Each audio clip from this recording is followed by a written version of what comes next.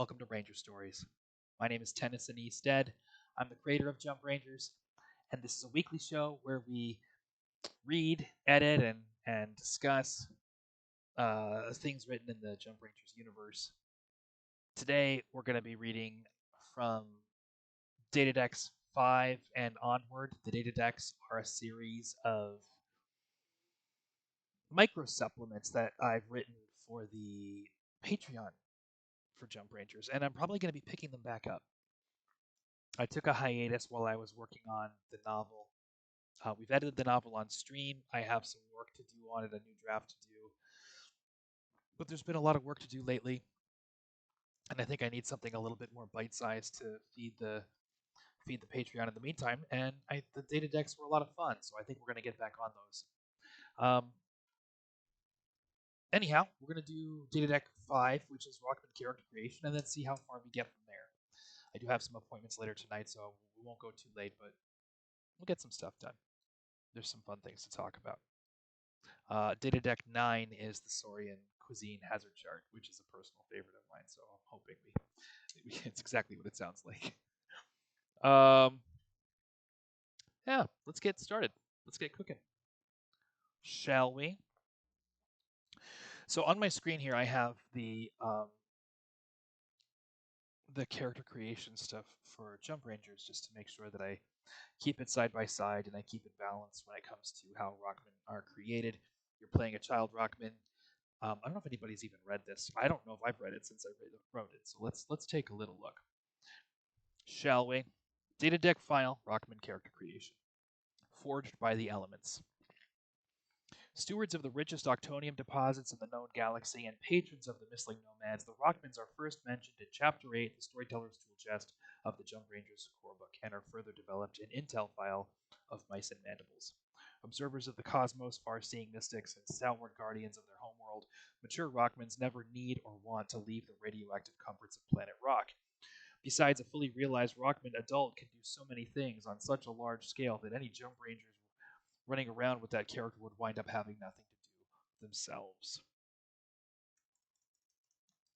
A juvenile Rockman, on the other hand, might just run away from home to see the galaxy and have adventures with some newfound friends.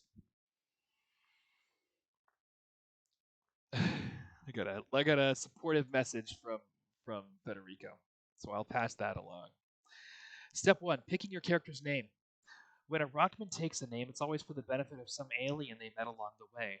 Rockman beings can recognize one another by the wavelength of their radiation, by their chemical composition, and by any number of other factors, so they have no need for names. Because most Rockmans are telepathic, they usually pick names that sound rocky to the beings that they are naming themselves for. Most of the time, this means names that have hard consonants and deep vowels, like Coagra or Ducky.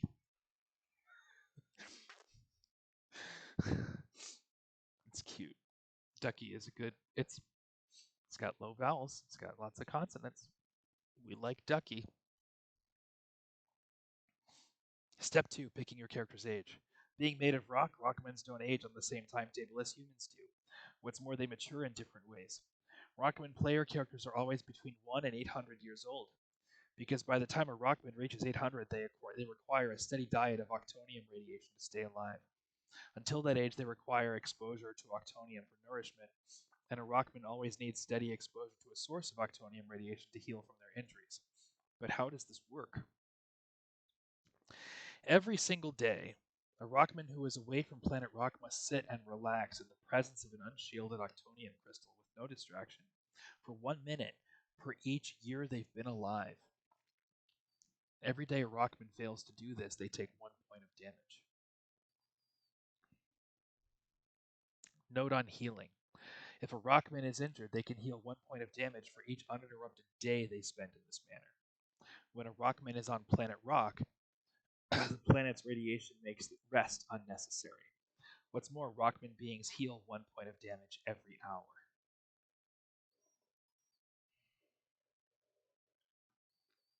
Picking your character's age is important because it will determine how much your character's mind has developed. At the same time, it will place a firm limit on how much your character can do in a day. Yeah, this is decent. I must have been onto something. Sometimes sometimes I get it right. So let's take a look, shall we? Strengths. Step 3, strengths. Every Rockman's strength of mind is determined by their age. While older Rockmans expand their consciousness at a geologic pace, young Rockmans learn and grow intellectually at an incredible rate. So we have, let's see. So age 199. So it's 1 through 8. It's 1 through 8. So 800 years, just under 800 years. So the first year is 1 die. The second year is 2 dice. The first century, excuse me, is 1 die. The second century is 2 dice, and so on. If your Rockman is more than 7 centuries old, they can have access to 8 dice.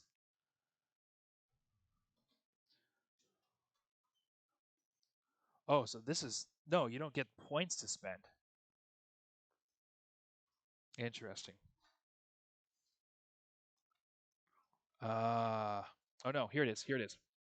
Once your character's mind has been recorded on your character sheet, you have an additional 10 dice of strengths to allocate, on top of the 1 die they already have in body, heart, and spirit. We're going to knock it down to 8.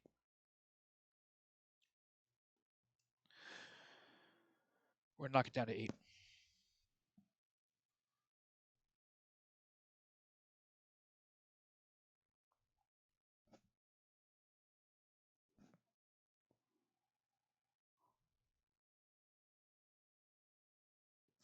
On top of the 1 die they already have in body, heart, and spirit.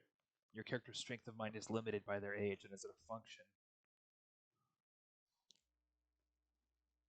We don't need to say that.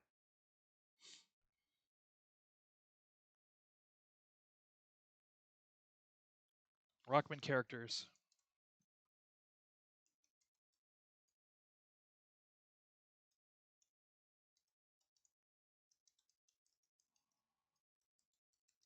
cannot allocate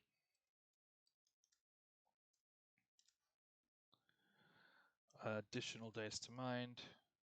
No, they can. I'm just going to delete that.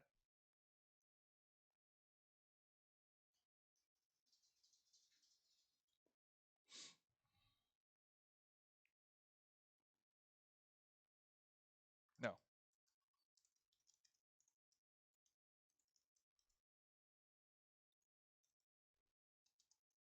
Okay.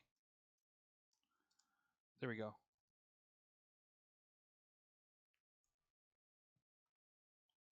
Okay. Here we go. Rockman characters cannot allocate additional dice to mind because a Rockman being's strength of mind is limited by their age. Okay. These are juveniles, mind you. Step 4. Every Rockman is inevitably endowed with these virtues. With the virtue hard. We're just going to say the virtue. With these virtues, hard and heavy.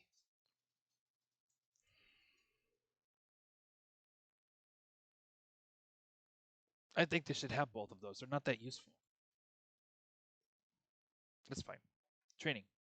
Throughout their radioactive biology, every Rockman is gifted with Rockman intuition, or an inherent connection to the deep and enduring consciousness of the cosmos. For every 100 years your character has been alive, you can pick one more hobby or area of interest in which they have educated or trained themselves, but it has to be something they can learn in the radioactive deserts of planet Rock.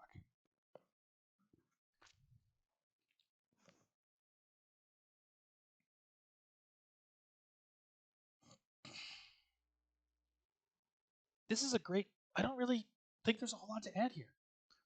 Octonium affinity. Inside every Rockman, there are 7 octonium shards that make up the organs which keep them alive. In the course of most Rockman bursts, they will accumulate 1 octonium shard for each color of the visible spectrum: red, orange, yellow, green, blue, purple, and then ultraviolet. In most Rockmans, one of these octonium shards will burn brighter than the rest. Because the radiation of that shard is so strong, it's going to have greater influence over the Rockman's development. And the Rockman is said to have an affinity with that particular type of octonium. A Rockman's octonium affinity will usually bestow special virtues and powers as follows. Red octonium, virtues tough, unyielding, power, plus 3 dice of armor. Orange octonium, virtues knowing, intuitive, power, Option of 1 free reroll on every hard roll. Yellow Octonium, strong, fast. Power, 1 extra die of body.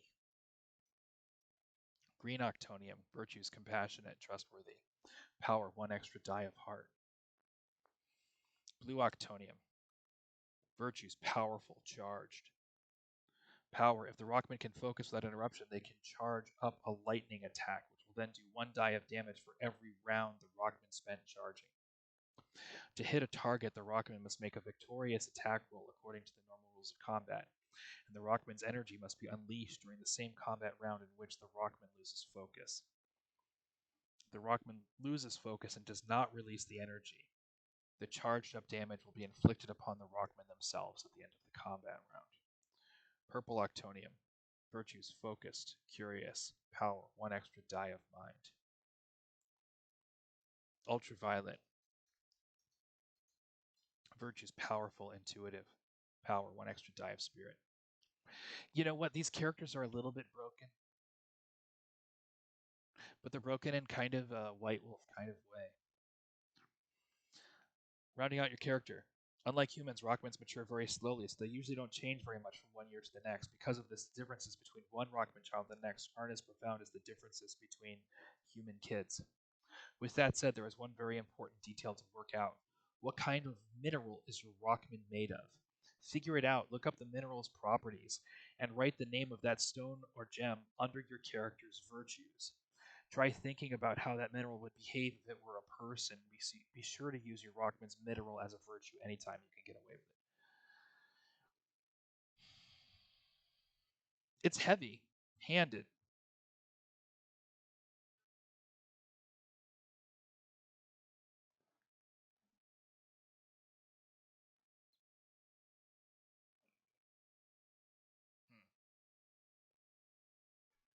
You know what I'm going to do?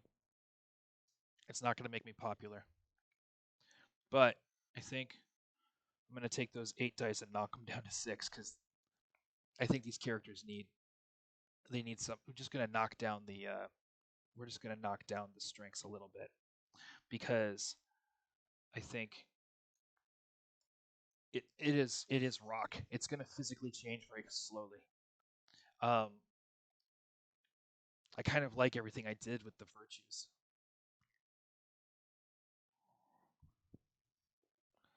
And the only training they have is Rockman Intuition. That's it. I think it's cool. We're moving on. I like it. We literally cut the strengths in half. That was what we did to bring this into 2.0. It's sometimes that's it. Sometimes that's what you got to do. It's a different kind of character than a Jump Ranger, for sure. Something's going on outside. Datadeck file, the rules of writing animals. This is Datadeck 6 for anybody who's watching. When it comes to writing animals and Jump Rangers, the key to understanding how the rules work lies in treating every animal as its own character. If the Jump Ranger is going to ride an animal, then the animal and the ranger are working together in a cooperative action. Let's see, I forget these things when I'm running games. Either the Jump Ranger or the animal is making the roll, so that character has a dice pool of equal to body minus 1 die because the Jump Ranger on their back takes away that die as part of the cooperative action rules. Then the Jump Ranger and the animal in question can combine their virtues and training to reduce the target number on the roll for as many victories as possible. For cooperative action to work, however, both characters really do need to be working together. How is a Jump Ranger going to convince an animal to help them in the first place? This is a problem that Jump Rangers need to solve for themselves, both through role playing and through victories earned through trying to befriend or command the animal. Or through role playing and through victories earned by trying to befriend or command the animal. What's more, the relationship between the animal and the Jump Ranger should have an impact on exactly what kinds of actions the animal is willing to cooperate on. Again, everything about the rules of riding makes sense when we treat the animals like characters in their own right. Because we're finally getting into the details of how riding animals actually works in the Jump Rangers universe. This seems like a great time to share some information on the favored steed of the Jump Rangers. This needs to be in. I'm going to bring up the file. This needs to be in the Critters of the Galaxy supplement. I'm bringing it up so I don't forget to add it. Okay.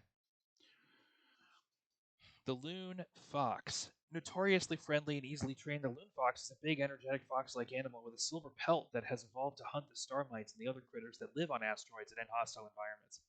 Bigger than wolves and smarter too, the loon fox has an iridescent sheen to its silver coat that sparkles in the starlight. While not able to propel themselves in the vacuum of space, they are brave, precise, and courageous jumpers. Families of loon foxes have been known to thrive in asteroid clusters, where the rocks are small enough and the gravity is light enough to jump between. After all, places with low gravity and plenty of shelter are good places for star mites to rest, to nest. Nest. While never truly domesticated, loon foxes can make for loyal friends and traveling companions.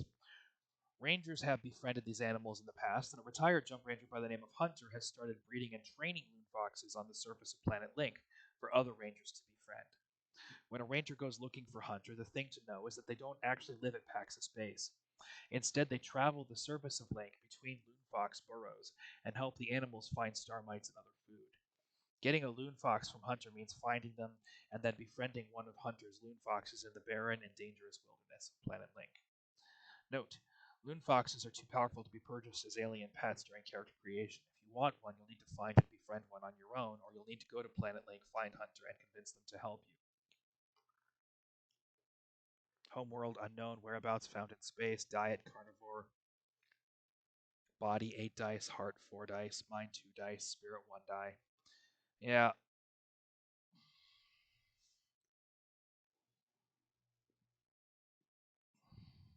Virtues: adaptable, athletic, brave, fast, observant, strong. We're going to knock that down to brave, fast, and observant. Jumping, hunting, loon fox, instinct, and survival.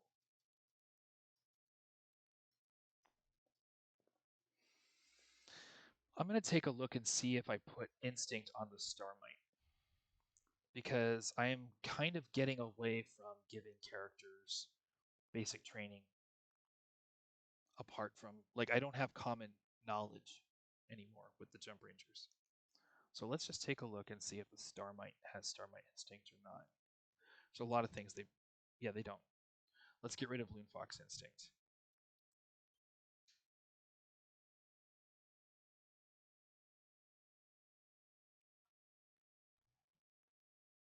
Jumping, hunting, and survival. Fangs. With their powerful jaws and their sharp fangs, Loon Foxes crunch right through Starmite armor. Damage body plus 1 die. I think that's great. I think that's great. We'll take it. Yes. The search I don't. This isn't something I need here. I'm gonna put this over here. Loon Fox. The rules of writing animals. That's fantastic. Okay, this is a simple little one. This is Datadeck File 7, Spotter Recon Missiles. Just drones. Just drones. Spotter. Like all the other missiles that are designed and made to be shot from a Jump Ranger's firecracker, spotters come in packs of 5. Armed with scanners, sensors, and maneuvering thrusters, spotters connect to a Jump Ranger's datapad once they're fired off. From the datapad, a Ranger can pilot the missile and use its sensors to perform recon or collect scientific data. Charge is one and done. Once fired from a Ranger's firecracker, a spotter performs like a remote control vehicle with the following capabilities: maneuvering jets, scanners, sensors, rocket thruster. Spotter missiles are supersonic rockets. While they can be used to collect a lot of data, they can't be flown at slower speeds for more patient surveys. Once fired, spotters have 5 combat runs worth of fuel. Maneuvering jets. I think we can delete the maneuvering jets. There. Scanners, sensors, rocket thruster. Done. I like it. Simple. Saurian monitor droid, Datadeck 8. We are going to make it we're going to make it to Datadeck 10, I think. Beautiful. Saurian monitor droid. Without question, the biggest reason the Undersource have continued to labor under the Rexors for as long as they have is the impressive telepathic abilities of the Rexor cast. Still, Despite the ruthlessly effective tyranny of the Rexors within the Saurian horde, the Undersors do manage to mount insurrections and resist in force. Finding new and more complete ways to control their empire is the primary focus of Saurian research and development. Many hundreds of years ago, one Rexor scientist developed a robot with which to replace the Undersors entirely. Believing his robot to be the perfect solution for running a galaxy wide fascist empire, he convinced the leaders of Soros to put these robots into mass production. What nobody stopped to consider, of course, is that robots are not susceptible to telepathy. Not long after these monitor droids were starting to replace the Undersor workforce in large numbers, there was a massive robot uprising. History blames the scientists who designed them, but the truth is that the Undersors were writing and distributing the code to give these robots their independence. 50 years of war ensued. When the Rexors regained control of the Empire, robotics were banned and every last monitor droid was destroyed, or so the Rexors tell themselves. Built to mimic the abilities of Undersors, monitor droids look exactly the way you'd expect a scary robot lizard man to look. Body 8 dice, heart 1 die. Mind 2 dice, spirit none. Virtues, efficient, relentless, robot, strong. You can delete strong. Virtues. We'll just say robot.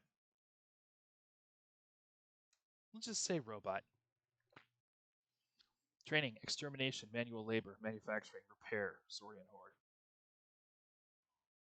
Yeah.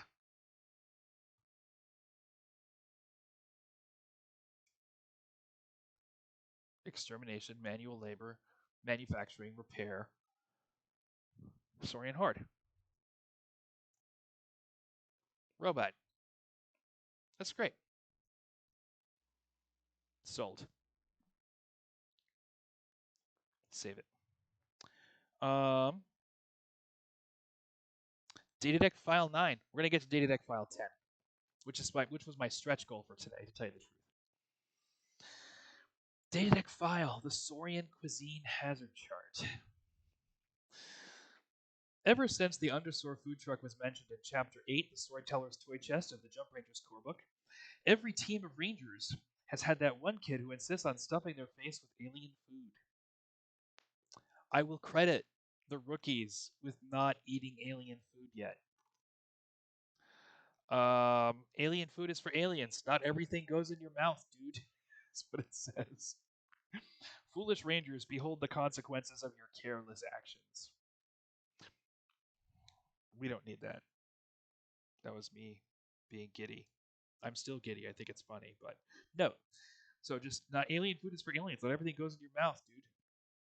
Note, if any character reports to a medical facility with one or more of the conditions described to go, they will be informed that there is a commonly available pill that makes saurian food edible for humans.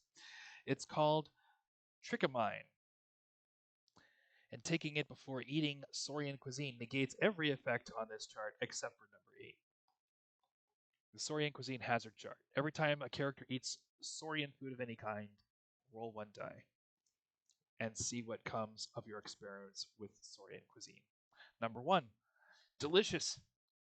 Not only does this dish not affect you in any harmful way, but it's actually pretty good. From this moment forward, your character can eat this dish without needing to roll on this chart. 2, it's not that bad. You're not sure what all the fuss is about. 3, roll 1 die and note the result. Puke for that many hours. Add +3 difficulty to any actions attempted in that time. 4, your character swells to a size where their jumpsuit no longer fits, and where they will burst their way out of it if it is not removed. In addition, your character's skin turns purple. Treating this condition is possible, but only with an injection of detox, nanobots that are injected into the bloodstream to clean out a person's body of foreign substances. Detox can be found at the infirmary of any base or colony. 5, roll 1 die and note the result. Sleep for that many hours. While you can be roused enough to make sleepy commentary or tell people to be quiet, you're certainly not conscious enough to do anything or go anywhere without being physically carried there. 6, surprise, your food isn't dead yet. You are now fighting a creature with 1 die in body, the virtues feisty and relentless, and training in clawing, climbing, playing dead, and survival, and claws that do body +1 damage. 7, roll 1 die. For a number of days equal to the result, You can only eat Saurian cuisine. Your palate has adapted to the food, and attempting to eat anything else during this time will lead to vomiting as per item number 3 on this very chart. 8. There's no way you could have known this, or maybe you did, but the food you've just eaten was prepared for the Rexor cast. Had an undersor eaten this food, that undersor would have been executed. And somewhere, a camera caught you nibbling. An undersor extermination team has been given the footage and ordered to destroy you, and been ordered to destroy you. Let's fix that. And has been ordered to destroy you by any means necessary before you can defile anything else. Note on rules: whenever possible, these effects are cumulative. Yeah, we like the Saurian cuisine hazard chart. These are all hazards of eating Saurian cuisine. Be careful. All right. This is a more serious game mechanics-y kind of one. I thought it was a good one to end on because it kind of gets into basic tricks of tabletop role playing. Okay, so we'll talk about it. Datadeck file 10, number 1 storyteller's secret. In chapter 8 of the Jump Rangers core book, I talked through the basics of creating a good Jump Rangers adventure for your players. This particular concept was too specific, too controversial in the gaming world, and too messy to explore in the core book. Our weekly Datadeck supplements have been a great way for me to sneak quirky gameplay concepts into the game, and I thought I might just slip this concept in as well. Role-playing is acting. As much as tabletop role-playing games are all about game design, they're also about theater. In a lot of ways, game design and acting work against each other, and that simple truth is at the root of what makes being a storyteller or a game master such a frigging challenge. If we take some time to understand how acting and gaming are creatively at odds, we can build stories for our players that embrace the strengths of both disciplines. One of the easiest misconceptions to make about acting is the notion that a character is revealed in how they react to things. If you're watching actors work, it might seem like using emotion and tone to carry a story, to make a story feel credible, is the basic truth of acting. Actually, that's not acting at all. Reacting to things, trying to make them seem interesting, credible, or cool, is actually what models do. Writing a story about what happens to the characters and then asking a group of actors to react to those events leads to performances that feel an awful lot like advertising, and that's because they are. Actors perform in action, which is why we call them actors. On stage and screen, great stories are built from the efforts of our characters, or the efforts our characters make to accomplish goals. To be compelling, these goals, it says those, but we're going to say these goals need to be urgent, personal to the characters performing them, and overwhelmingly challenging. If the thing a character is doing isn't urgent, they'll just put it off. If it's not something they have personal investment in, then they won't have the motivation to see it through. If it's not overwhelmingly challenging, then they won't need to change and grow to make it happen. If any of these elements are missing, the story won't be interesting enough. In a story performed by actors, conflict isn't about how a character reacts to challenging problems or upsetting information. Instead, conflict comes from the ways in which the actions of our characters interfere with one another. If a detective is trying to catch a criminal and the criminal is trying to finish their crime, then everything these characters do to achieve their goals makes the other character's goal harder. Now, that character has to try. Now, the first character has to try even harder to succeed. The conflict escalates and the story propels itself. That's how drama works. But gaming is about reaction. So here's our problem. To empower our actors, we need to make sure they're driving the story through their efforts to achieve their respective goals. For a screenwriter, that's a simple but challenging problem of keeping the story focused on what our characters are doing rather than letting the narrative be defined by events and reactions. Whatever winds up on the page is what the actors are going to do. Okay. Let's just delete that. By events and reactions. In a game, things are different. Our players aren't just doing what we tell them to. If we want to tell a story,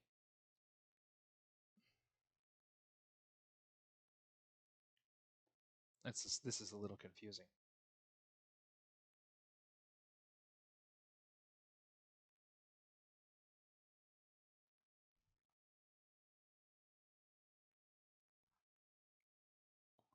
I'll just say this. So, for a screenwriter, that's a simple but challenging problem of keeping the story focused on what our characters are doing rather than our characters drive the story,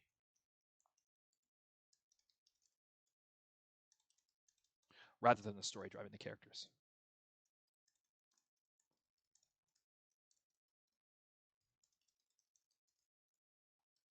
In most games, the plot,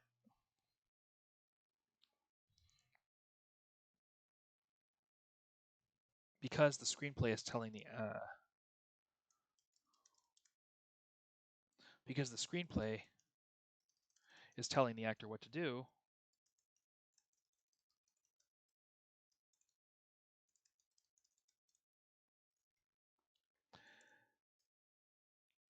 screenwriters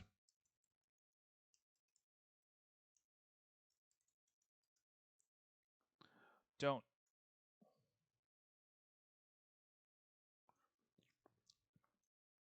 aren't necessarily inviting chaos.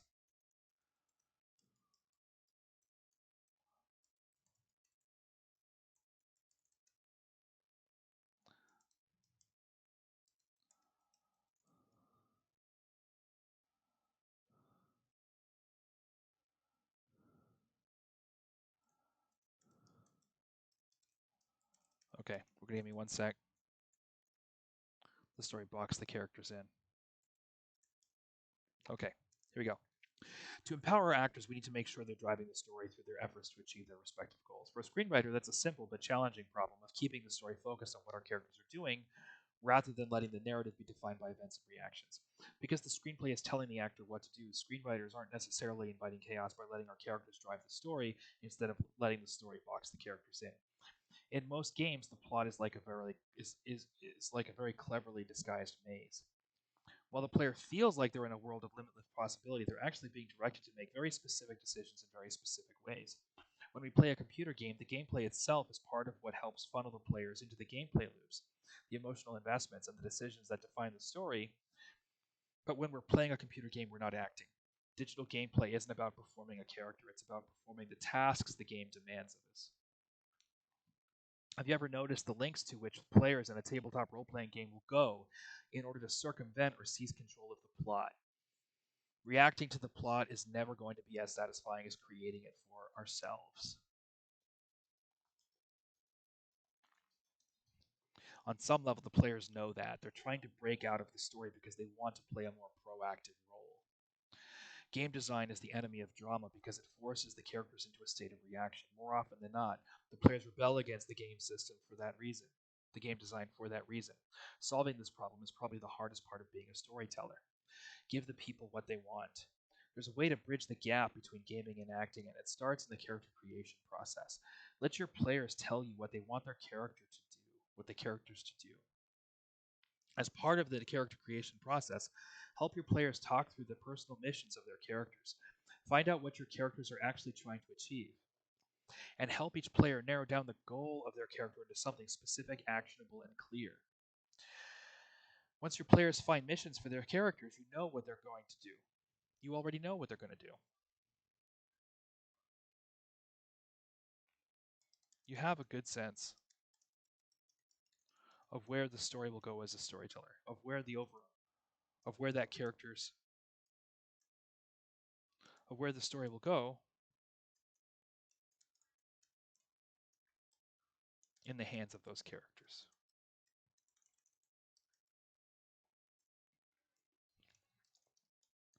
Once your players find missions for their characters, you have a good sense of where the story will go in the hands of your players. Create the characters who are central to those missions. Create as a storyteller.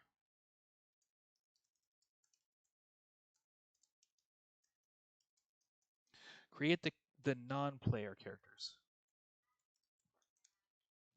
who are central to those missions and give those characters missions of their own so the story can have some natural conflict. Then start finding ways for the missions of your individual characters.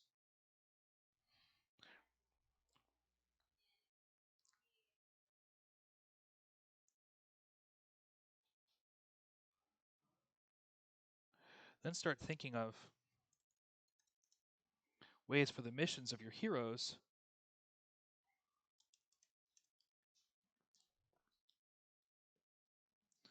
the ways in which the missions of your heroes will bring them together as a group. Are they friends? Are they naturally just going to ask one another for help? If they haven't met, is there a person or a place they're all going to need to visit? If so, what's going to keep them together once they do? Don't try to force the characters onto a path that doesn't belong to them. Find out what things your characters and your players want to do in the Jump Rangers universe, and then focus on creating the characters, places, and encounters they can't avoid on their way to achieve those goals. They simply can't avoid. You won't need to push your characters into the plot. They'll go find it for themselves. They'll even. All you need to do is make sure the antagonists are aggressive and thorough in trying to achieve their goals.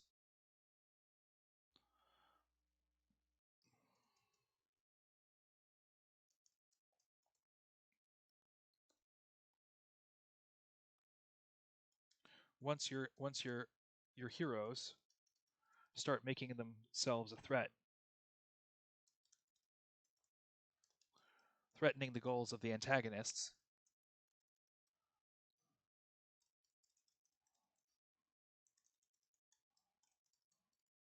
the story will take on a life of its own. There we go. So let's step a little back.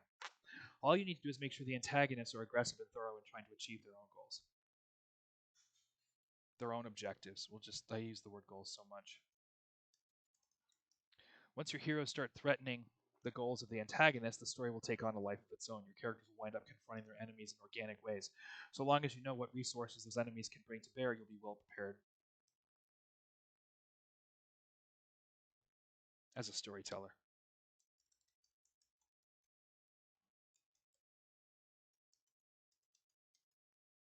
Obviously, this approach to storytelling involves putting our egos aside as creators.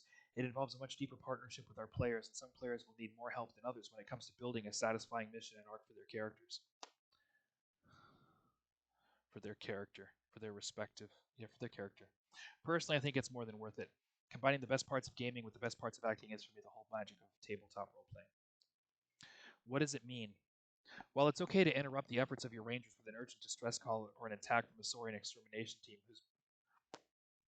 Okay, let's just delete the rest of that sentence. I don't recommend building the overall story arc from plot you're throwing at the characters. Instead, let the heroes determine the flow of the story by figuring out for themselves how to achieve the goals they want to achieve. Let them find the information and the resources they need to proceed with their plan, and make it your business as a storyteller to stay prepared with things like NPCs, encounters, and the things they're likely to find along the way.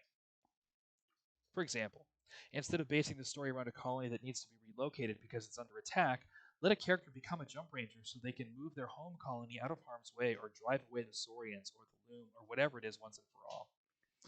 Instead of building a story around a Saurian plan to blow up the Earth, let a character simply follow up on their ambition of reclaiming our homeworld. Let them start building their own plan and seeking out the resources to pull it off.